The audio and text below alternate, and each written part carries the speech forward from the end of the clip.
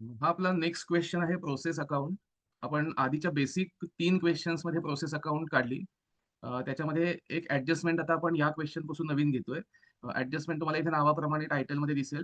Adjustment आहे abnormal loss and abnormal gain. अशा 2 adjustment आपल्याला एकाच प्रश्नामध्ये असतात. काही प्रोसेसमध्ये लॉस असतो, काही प्रोसेसमध्ये गेन असतो. याच्यापैकी आधीच्या सगळ्या क्वेश्चन्समध्ये आपल्याला नॉर्मल लॉस हा कॉमनली आलाच होता. नॉर्मल लॉस म्हणजे जो अनअवॉइडेबल असतो, असा आधीच्या सगळ्या प्रोसेसमध्ये आपल्याला आलाच होता. त्याच्यामध्ये ॲबनॉर्मल लॉस किंवा गेन अशी ऍडजस्टमेंट आली की कॅल्क्युलेशन कसं घ्यायचं ते आपल्याला या क्वेश्चनमध्ये बघायचं. प्रश्न जेव्हा सोडवायला घ्याल, आधीच्या आणि आत्ताच्या सुद्धा प्रश्नांसाठी कॉमन सूचना की जे प्रश्न सोडवण्यासाठी घ्याल तो प्रश्न आधी लिहून घ्या आणि त्यानंतर वहीत सोडवत असताना जर अडलंच काही तर व्हिडिओ बघा. सायमल्टेनियसली व्हिडिओ चालू केल्यानंतर प्रश्न लिहून घेतला तर सोडवताना प्रॉब्लेम येईल. त्यापेक्षा आधी प्रश्न वहीत लिहून घ्या आणि त्यानंतर तो सायमल्टेनियसली सोडवत जा, अकाउंट टाकून घेऊन. स्क्रीनवर तुम्हाला क्वेश्चन आणि सोल्युशन दोनही दिसतंय. क्वेश्चन मध्ये आधीसारखंच प्रोसेस ए, बी आणि सी अशी 3 अकाउंट्स आहेत. आधीची जशी आपण process A, B, C account घेतली होती तशी 3 अकाउंट आहेत. इन्फॉर्मेशन सगळी सेम आहे. बेसिक मटेरियल इनपुट, त्याचे एक्सपेन्सेस किती, वेजेस किती, ओव्हरहेड्स किती, ही सगळी. फक्त इथे चेंज काय आहे की इथे आउटपुट दिलाय, म्हणजे किती युनिट्स तयार झाली ते दिलेलं आहे. आधीच्या सिम्पल क्वेश्चन्स मध्ये आउटपुट माहीत नसतो. नॉर्मल लॉस जाऊन जी काय बॅलन्सिंग फिगर येईल ती आपण आउटपुट म्हणून घेतो सिम्पल प्रोसेसमध्ये. आता इथे ॲबनॉर्मल लॉस किंवा गेन आहे हे ओळखायचं कशावरून? तर ज्या प्रश्नामध्ये आउटपुट क्वांटिटी दिलेली असेल, म्हणजे इथे आता आपल्याला दिलेली दिसते आउटपुटची क्वांटिटी प्रत्येक प्रोसेसमध्ये. जिथे कुठे आउटपुट दिलेलं आहे तिथे जास्तीत जास्त शक्यता असते की आउटपुट दिलेला असेल तिथे ॲबनॉर्मल लॉस किंवा गेन असतो. प्रत्येक प्रोसेसला नसेल तरीही किमान एखाद्या प्रोसेसला लॉस किंवा एखाद्या प्रोसेसला गेन हे 100% येतो. त्यामुळे त्याप्रमाणे आपण आता हा क्वेश्चन सॉल्व्ह करतोय. ॲबनॉर्मल लॉस आणि गेन क्वेश्चन नंबर 1. दिलेली इन्फॉर्मेशन सगळी नेहमीसारखी आहे. आपल्याला ती त्या त्या अकाउंटला ट्रान्सफर करायची. आता हे मी रिपीट करत नाही. Basic material, direct material, wedges, expenses आणि ओव्हरहेड्स हे जेवढे प्रोसेस ए मध्ये इथे दिलेली आहे इन्फॉर्मेशन, ही सगळी इन्फॉर्मेशन आपल्याला ॲज इट इज इथे ट्रान्सफर करायची सगळी. त्यानंतर बेसिक मटेरियल 5,000 युनिट्स होते ॲट ₹14. तर ॲट ₹14 प्रमाणे आपण इथे घेतलंय 5,000 क्वांटिटी ॲट ₹14 आणि टोटल आले 70,000. डेबिट साईडला नेहमीप्रमाणे सगळे एक्सपेन्सेस लिहून घ्यायचे अप टू ओव्हरहेड्स. नंतर नॉर्मल लॉस जो दिलेला असेल तो नॉर्मल लॉस आपल्याला अ, जसं आपण आधी घेतो इनपुटवर गिव्हन पर्सेंटेज, तसं आपल्याला इथे आता दिलेलं आहे नॉर्मल लॉस पर्सेंटेज 5% आणि स्क्रॅप व्हॅल्यू ₹5. त्याप्रमाणे इथे नॉर्मल लॉस 5% काढलाय. नॉर्मल लॉस 5% मध्ये 250 येतोय. कसं ते वर्किंग मध्ये वहीत लिहून ठेवा. क्वांटिटी इनपुट आहे 5,000 आणि त्या 5,000 वर इथे आपल्याला मेन्शन केल्याप्रमाणे 5% नॉर्मल लॉस घ्यायचा आहे. सो 5,000 चे 5% म्हणजे नॉर्मल लॉस क्वांटिटी येईल 250 आणि त्याची स्क्रॅप व्हॅल्यू, नॉर्मल लॉसचा रेट इथे 5 म्हटलाय. इथे स्क्रॅप व्हॅल्यू त्याची मेन्शन केलेली आहे ₹5. त्याप्रमाणे इथे आपण रेट घ्यायचा. Normal loss at ₹5. Total amount आला 1250. आता इथे ॲबनॉर्मल लॉस आहे की गेन हे ओळखायचं कसं? अ, तर टोटल बघा, डेबिट साइडला इनपुट आहे 5,000 आणि क्रेडिट साइडला नॉर्मल लॉस आहे 250 आणि आउटपुट आता 4,800 दिलंय. आउटपुट इथे मेन्शन केलेलं दिसतोय. 4,800चा इथे आउटपुट आहे. आता जो आउटपुट 4,800 दिलाय तो आपण इथे लिहून घेतला की तुम्हाला क्रेडिट साइडची टोटल आलेली दिसेल 5,050 आणि डेबिट साइडला फक्त इथे 5,000 इथे 50 मी आता लिहिलेत म्हणून तुम्हाला आधी दिसतंय. पण काही वेळासाठी हे 50 इथे नसतील तर आपला बॅलन्स काय येईल तो बघा. क्रेडिट साइडची टोटल 4,800 प्लस 250 अशी करून 5,050 येईल आणि डेबिट साइडची टोटल इथे 5,000 येईल. म्हणजे आपल्याला डेबिट साइडला बॅलन्सिंग फिगर 50 अशी येते. आता ही जी बॅलन्सिंग फिगर येणार आहे 50, ही कोणत्या साइडला आली आहे त्याच्यावरून आपण ओळखायचं की तो ॲबनॉर्मल लॉस आहे की गेन. जर बॅलन्सिंग फिगर डेबिट साइडला आली त्याला आपण गेन म्हणतो आणि जर क्रेडिट साइडला आली तर त्याला आपण लॉस असं म्हणतो. तर पहिलं आपल्याला क्वांटिटीचा कॉलम टॅली करायला घ्यायचा आहे. क्वांटिटी कॉलम टॅली करताना डेबिट साइडला आता बॅलन्स आलाय. मी मगाशी म्हटलं तसं डेबिट साइडला बॅलन्स आला याचा अर्थ आपल्याकडे एक्सपेक्टेशन पेक्षा आउटपुट 50 युनिटने वाढलाय. मग त्याला आपण म्हणतो ॲबनॉर्मल गेन किंवा अनएक्सपेक्टेड गेन. आपल्याला एक्सपेक्ट नसताना आपला आउटपुट 50 युनिट्सने एक्स्ट्रा मिळतोय. तेव्हा याला आपण इथे पोस्टिंग घेताना नाव लिहायचं टू ॲबनॉर्मल गेन 50 युनिट्स. आता ही युनिट कशी काढायची ते झाल्यानंतर याचा रेट जो असतो तो तुम्हाला इथे दिसेल. ॲबनॉर्मल गेनचा जो काही रेट लिहिलाय तोच रेट आउटपुट ट्रान्सफरला सुद्धा आहे. हे कॉमन असतं. जो कोणता रेट ॲबनॉर्मल गेनला अप्लाय होतो तोच रेट आउटपुट ट्रान्सफरला सुद्धा लागू करायचा असतो.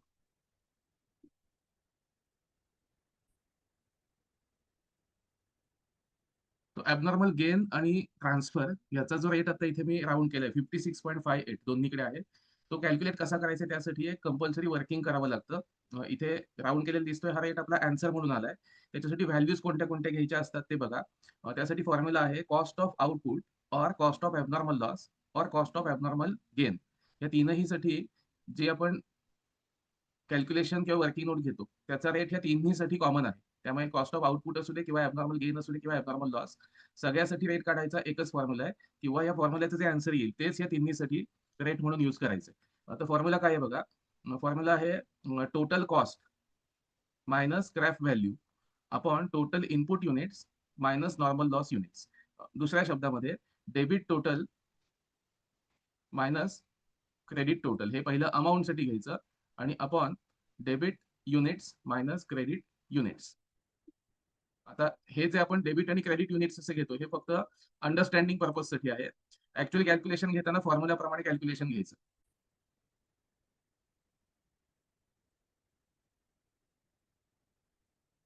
तो डेबिट आणि क्रेडिट याचं अमाऊंट, डेबिट आणि क्रेडिट ह्याची युनिट्स, या दोन्हीचा आपल्याला इथे फॉर्म्युला इम्प्लिमेंट करण्यासाठी यूज करायचा आहे. यासाठी डेबिटची टोटल कॉस्ट, म्हणजे इथे आता दिलंय ना आपल्याला की टोटल कॉस्ट घ्यायची आहे. तर टोटल कॉस्ट म्हणजे काय, तर डेबिटला जो एकूण खर्च आतापर्यंत झालाय, आता तो कोणता कोणता येणार आहे, 70,000, 80,000, 60,000, 40 आणि 20,000 हा टोटल खर्च आहे. या सगळ्याची जी काय फायनल टोटल येईल त्याला म्हणायचं टोटल कॉस्ट. आता इथे तुम्हाला दिसतंय मी टोटल कॉस्ट इथे लिहिली आहे 2,70,000. 270 घेण्यासाठी जे टिकमार्क केलेले हे आयटम्स आहेत सगळे, राईट फ्रॉम 70,000 अप टू 20,000, हे सगळे आयटम्स आपल्याला टोटल कॉस्ट पर्पजसाठी घ्यायचे आहेत. लेस स्क्रॅप व्हॅल्यू. स्क्रॅप व्हॅल्यू म्हणजेच प्रोसेस ए अकाउंटला क्रेडिट साईडला अमाऊंट कॉलम मध्ये जे स्क्रॅपचं अमाऊंट इथे दिसतंय 1,250 ते घ्यायचं. म्हणजेच आपला प्रोसेस ए साठी झालेला खर्च किती आहे, तर या सगळ्याची टोटल इथे लिहिलेली आहे 2,70,000 मायनस स्क्रॅप व्हॅल्यू 1,250, म्हणजे 2,68,750 हा पहिला आपला आकडा आला. Total cost minus scrap value. दुसऱ्या शब्दात debit total minus credit total amount column, याचा आकडा आपल्याला इथे आता मिळाला 2,68,750. म्हणजे एकूण आपण केलेला खर्च प्रोसेस ए साठी, त्याला upon debit total units minus credit normal loss units. तर आता डेबिटची टोटल युनिट्स किती आहेत ती बघूया. डेबिटची टोटल युनिट्स आहेत 5,000 आणि नॉर्मल लॉसची युनिट्स होती 250. सो 5,000 मायनस 250 हे आपल्याला एक्सपेक्टेड आउटपुट म्हणून मिळेल. मग एक्सपेक्टेड आउटपुटसाठी 5,000 डेबिटची टोटल लेस नॉर्मल लॉसची युनिट्स 250, 4,750 हा आपला एक्सपेक्टेड आउटपुट आला. त्याने ह्याला डिवाइड करायचं 4,750. सो 2,68,750 मायनस अपॉन 4,750 याचं जे आन्सर येईल ते आपली सीपीयू असणार आहे. ते आता इथे तुम्हाला डिवाइड केल्यानंतर आन्सर आलेलं दिसतंय 56.578. हे राऊंड ऑफ करून आपण आता घेतोय 56.58. आता हे आपण जे आन्सर काढलं त्याला आपण कॉस्ट ऑफ आउटपुट सुद्धा म्हणायचं, ऍबनॉर्मल गेनची सीपीयू सुद्धा म्हणायचं.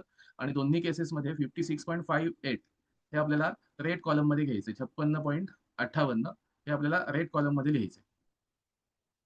आता ते लिहिल्यानंतर प्रोसेस बी ट्रान्सफर येत आहे 2,71,579 आणि इथे येते 2,829.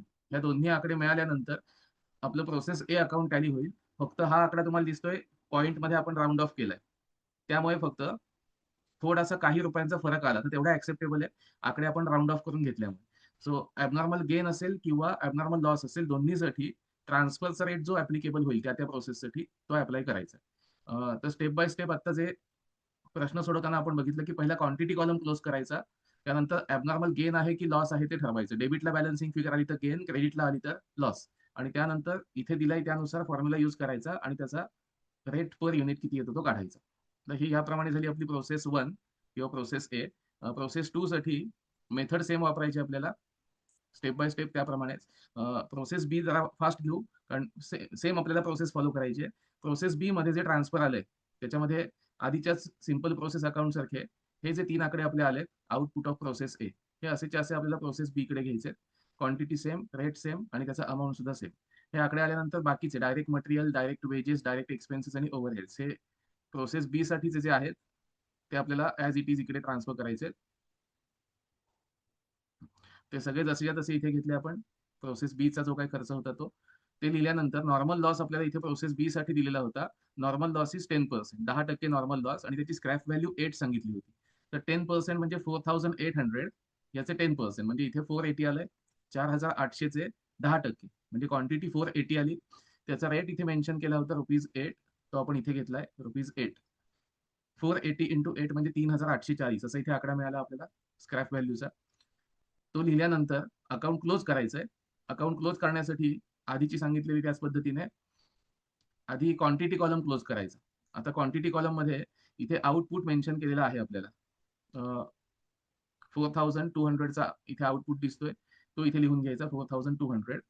आणि थोड्या वेळासाठी इथे 120 नाहीयेत असं समजून टोटल करा. या बाजूला टोटल येते 4800, एकच आकडा आहे. आणि ह्या बाजूला टोटल किती येईल तर 4200 आणि 480 अशी टोटल येईल. दोन्हीपैकी ज्या बाजूला कमी पडतायत त्या बाजूला आधी बॅलन्सिंग फिगर लिहायची. आता इथे तुम्हाला आकड्यांवरून दिसेल डेबिटची टोटल 4800 आहे ॲबनॉर्मल लॉस किंवा गेन काढण्यापूर्वी, आणि क्रेडिट साईडला 480 प्लस 4200, म्हणजे तुम्हाला टोटलचा आकडा दिसेल बघा. डेबिट साईडला 4800 आणि क्रेडिट साईडला हे दोन जे आकडे आहेत त्यांची टोटल 4200 आणि 480, म्हणजे 4680 अशी टोटल ह्या बाजूला येते. मग हे दोन्ही आकडे कम्पेअर केल्यानंतर दिसते की क्रेडिट साईडला आपल्याला 120 कमी पडतात. मग क्रेडिट साईडला कमी पडले याचा अर्थ आपला आउटपुट एक्सपेक्टेड जेवढा होता तेवढा मिळालेला नाही. त्यामुळे जो 120चा आउटपुट कमी मिळाला याला आपण म्हणतो ॲबनॉर्मल लॉस. मगाशी सांगितल्याप्रमाणे जर डेबिट साईडला बॅलन्सिंग फिगर आली तर आपल्या एक्सपेक्टेशन पेक्षा जास्ती आउटपुट मिळालं, त्याला गेन असं म्हणतो आपण. आणि क्रेडिट साईडला जर का बॅलन्सिंग फिगर आली तर एक्सपेक्टेशन पेक्षा कमी आउटपुट मिळालंय, म्हणून त्याला आपण म्हणतो ॲबनॉर्मल लॉस. तो आता 120 आलाय. तो 120 ॲबनॉर्मल लॉस लिहिल्यानंतर पुढचं आपलं काम आहे की त्याचा रेट काढायचा आहे. इथे मी 127 जो लिहिलाय तो कसा आलाय तो बघू. फॉर्म्युला जो मगाचा आहे तोच वापरायचा आहे. Cost of output abnormal loss किंवा ॲबनॉर्मल गेन ह्याच्यासाठीचा फॉर्म्युला कॉमन आहे. Total cost minus scrap value, म्हणजे डेबिटला केलेले एकूण खर्च. आता हे डेबिटचे खर्च म्हणजे हे सगळे येतील पूर्ण. ते इथे मी लिहिले टोटल खर्च येतात 5,52,579. तुम्ही सोडवत असताना कॅल्सीवर कन्फर्म करा की हे सगळे मी जे मेन्शन केलेत टोटल कॉस्टसाठी डेबिटचे खर्च हे सगळे तेवढे येत आहेत ना, कन्फर्म करा. मायनस स्क्रॅप व्हॅल्यू म्हणजेच प्रोसेस बीच्या नॉर्मल लॉसची जी आपल्याला स्क्रॅप व्हॅल्यू म्हणून मिळाली 3840 ती इथे घ्यायची. ते मायनस केल्यावर 5,48,739 असा एकूण खर्च येतोय. म्हणजे प्रोसेस बी साठी आपण नेट खर्च एवढा केलाय 5,48,739. मग तो आकडा लिहून घ्यायचा 5,48,739 आणि त्याला divide by total input units minus normal loss units. आता इथे इनपुट युनिट्स किती आहेत तर डेबिटला युनिट्स कॉलम मध्ये बघू. इथे 4800 युनिट्सची इनपुट होती आणि ह्यातून नॉर्मल लॉसची युनिट्स मायनस झाली होती 480. मग त्यानुसार 4800 मधून 480 मायनस केले की आपल्याला 4320 एवढा आउटपुट मिळणं एक्सपेक्ट होतं. 4320 ने डिव्हाइड करायचं. मग 548,739 डिवाइड बाय 4320 केले की कन्फर्म करा उत्तर तेवढंच येते ना. इथे मेन्शन मी केले 127.0229. आपण 127.02 हे राऊंड अप करून एक्सपेक्टेड आउटपुटची व्हॅल्यू म्हणून द्यायची 127.02. हेच आकडे ट्रान्सफरसाठी सुद्धा येतील आणि आउटपुट ट्रान्सफर नंतर जो बॅलन्स आला ॲबनॉर्मल लॉस त्याला सुद्धा सेम आकडा येईल 127.02. प्रोसेस 2 साठी मेथड सेम वापरली आपण. डेबिटची टोटल कॉस्ट यातून मायनस नॉर्मल लॉस आणि डेबिटची युनिट्स मायनस नॉर्मल लॉसची युनिट्स हे डिव्हाइड केल्यानंतर 127.02 असं प्रोसेस बीच्या आउटपुटचं आणि ॲबनॉर्मल लॉसचं क्रेडिट कॉलम मधलं आन्सर आलंय. आता याच पद्धतीने आपल्याला प्रोसेस सी बघायची आहे. प्रोसेस सी मध्ये आपण इथे जो 4200 एक्सपेक्टेड आउटपुट आणि त्याची व्हॅल्यू सगळी जी लिहिली आहे हे असंच्या असं डेबिट साईडला ट्रान्सफर करतो आपण नेहमी तसं इथे ट्रान्सफर केलंय. याच्यामध्ये मटेरियल, वेजेस, एक्सपेन्सेस आणि ओव्हरहेड्स हे ऍज पर अवर क्वेश्चन हे इथे आपण घेतलेत. मटेरियल, वेजेस, ओव्हरहेड्स आणि एक्सपेन्सेस हे सगळे घेतलेत. नॉर्मल लॉस हा इथे सांगितलेला आहे 10% ऑफ इनपुट. इथे आपला इनपुट आता आहे 4200. 4200 चे 10% म्हणून इथे नॉर्मल लॉस 420 आलाय 420. त्याला रेट दिला होता 10%, सॉरी 10 पर युनिट. इथे रेट घेतलाय ₹10. स्क्रॅप व्हॅल्यू टोटल आली 4200. आता एवढं मिळाल्यानंतर क्लोजिंगची प्रोसेस सेम. प्रोसेस सी क्लोज करायला घेताना पहिला आपल्याला क्वांटिटी कॉलम क्लोज करायचा. क्वांटिटी कॉलम बघा डेबिट साईडला फक्त हा एकच आकडा होता 4200 आणि क्रेडिटला दिलेला आउटपुट लिहिल्यानंतर फिनिश गुड्सला 4000 आउटपुट लिहिल्यानंतर या दोन्हीची टोटल क्रेडिट साईडची किती येते बघा. तर इथे टोटल मी लिहितो 4420 ही क्रेडिटची टोटल येईल आणि डेबिटला 4200 अशी टोटल. म्हणजे दोन्ही आकडे कम्पेअर केले की असं दिसते क्रेडिट साईड जास्ती आहे आणि डेबिटला 220 बॅलन्सिंग फिगर येते. म्हणजे बॅलन्सिंग फिगर डेबिट साईडला येते याला आपण आधी सांगितल्याप्रमाणे काय म्हणतो तर ऍबनॉर्मल गेन. ऍबनॉर्मल गेन आपला झालाय 220 युनिट्स. क्वांटिटी कॉलम क्लोज केल्यानंतर आता ह्याची आपल्याला सीपीयू काढायची किंवा रेट काढायचा आहे. त्यासाठी आधीचीच पद्धत वापरायची. सगळ्या प्रोसेससाठी पद्धत तीच आहे. टोटल कॉस्ट म्हणजे ह्या सगळ्या आकड्यांचा खर्च, ट्रान्सफर, त्याच्यानंतर मटेरियल, वेजेस, एक्सपेन्सेस आणि ओव्हरहेड्स याची टोटल इथे मी लिहिली आहे 867,496 आणि त्यातून 4200 स्क्रॅप व्हॅल्यूचे मायनस होतील. स्क्रॅप व्हॅल्यूचे 4200 मायनस केल्यानंतर टोटल कॉस्ट येते 8,63,296 एवढी येते. आणि ह्याला डिवाइड बाय टोटल कॉस्ट आधी आपण लिहून घेऊ 8,63,296 ह्याला डिवाइड बाय इनपुट युनिट्स डेबिटची 4200 होती आणि क्रेडिटची इनपुट युनिट्स आहेत 420. तर 4200 मधून 420 मायनस करायचे 4200 मायनस 420 म्हणजे 3780 एवढा एक्सपेक्टेड आउटपुट येतोय. त्याने ह्याला डिवाइड करायचं 3780 इक्वल टू आन्सर येते 228.38. इथे तुम्हाला दिसतंय आन्सर काढलेलं 228.38. कॅल्क्युलेटर काढून कन्फर्म करा आणि सेम आन्सर आल्यानंतरच त्याचं इकडे पोस्टिंग करा. ऍबनॉर्मल गेनची व्हॅल्यू सेम आली आणि फिनिश गुड्स साठी 228.39 हे राऊंड ऑफ केलेले आहेत आकडे, पॉईंटचा काही डिफरन्स येतो म्हणून. फायनल अमाऊंट टॅली होताना एक 10-20 रुपयांचा डिफरन्स आला तरी तो अलाउड आहे कारण आपण अमाऊंट राऊंड ऑफ केलेली असते.